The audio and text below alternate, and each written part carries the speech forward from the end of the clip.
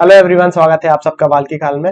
आज हम इस लाल पत्ता गोभी से या फिर रेड कैबेज से कुछ बड़ा ही इंटरेस्टिंग करने वाले हैं। चलिए शुरू करते हैं। तो हम सब ने अपने स्कूल्स में एसिड्स और बेसिस के बारे में पढ़ा है और हम ये भी जानते हैं कि हम एसिड या बेसिस को मेजर कर सकते हैं।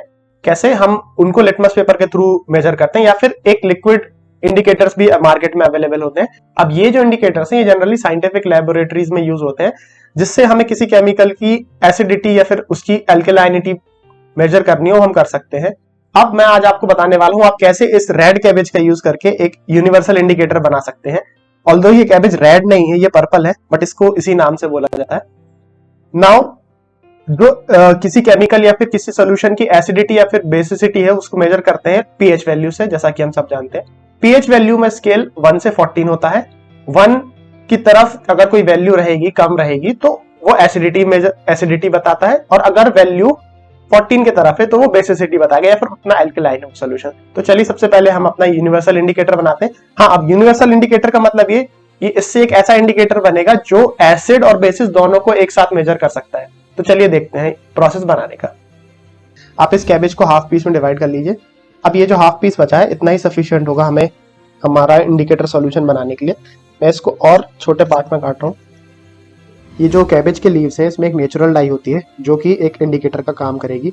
अब हमें इसी नेचुरल डाई का यूज करना है। इस नेचुरल डाई को निकालने के लिए मैं कैबेज को बारीक बारीक काट के ब्लेंड कर लूंगा पानी ऐड करके, जिससे हम वो नेचुरल डाई यूज कर पाए। एक्चुअली इस डाई को बोलते हैं anthocyanins, and anthocyanins her fruits and vegetable में प्रेजेंट होता है और ये अपने सराउंडिंग के अकॉर्डिंग कलर चेंज करता है, सराउंडिंग की एसिडिटी या बेसिसिटी के अकॉर्डिंग। जैसा हमने देखा है कई फ्रूट्स जो है स्टार्टिंग में ग्रीन कलर के होते हैं, लेकिन विद टाइम वो चेंज होके रेड या येलो हो जाते हैं। अब मैं इस कैबेज जूस को छान लूंगा और मेरा इंडिकेटर तैयार है। तो यहाँ पर मेरे पास मेरा यूनिवर्सल इंडिकेटर रेडी है।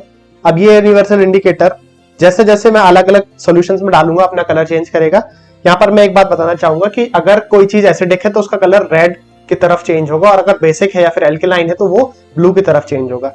ठीक है, तो यहाँ पर चेक करने के लिए मेरे पास क्या क्या आइटम है। फर्स्ट ऑफ ऑल मैं चेक करूंगा लेमन जूस को, देन आई हैव विनेगर, यहाँ पर मेरे पास सोडा भी है, देन हम एक सिंपल वाटर में भी डाल के देखेंगे, टैप वाटर ले रखा है मैंने यहाँ पर। मेरे पास है बेकिंग सोडा और मेरे पास है टूथपेस्ट का पेस्ट। टूथपेस्ट का मैंने एक सॉल्यूशन बनाया उसको। तो चलिए देखते हैं इसको क्लोजअप। शुरू करेंगे हम नींबू पानी से। नींबू पानी में जैसे ही मैंने इंडिकेटर डाला ये रेड कलर में कन्वर्ट हो गया, जो कि इसकी एसिडिटी बता रहा है। सेकंड नंबर पे हमारे पास है विनेगर। अब विनेगर थोड़ा कम इंटेंस एसिड है तो ये थोड़ा लाइट शेड में कन्वर्ट होगा। मैं एक बार कंपेयर करके दोनों की इंटेंसिटी आपको दिखा देता हूँ। आप यहाँ पर देखिए कैसे नींबू पानी और विनेगर की अलग अलग कलर आया है ना। थर्ड नंबर पे हमारे पास है सोडा।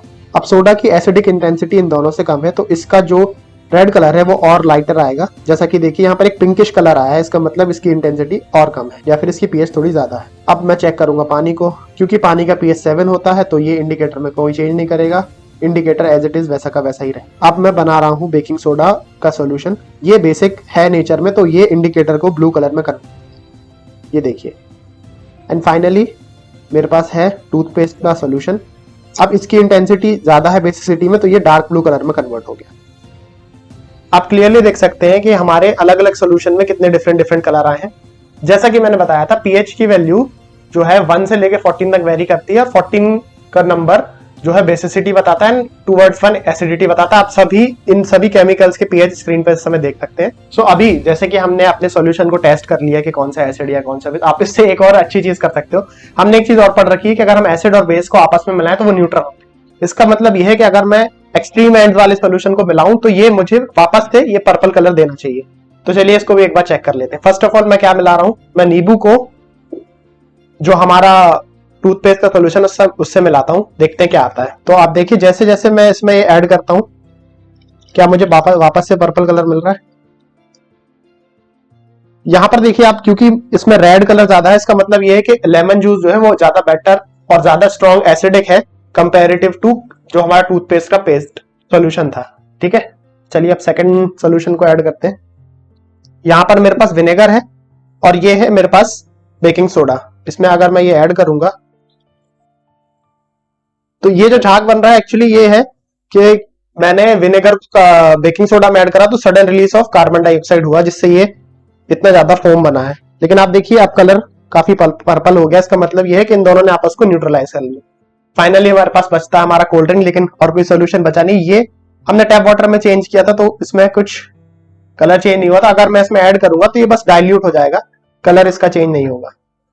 सो यही थी आज की एक्टिविटी। आई होप आपको पसंद आई होगी। Thank you very much.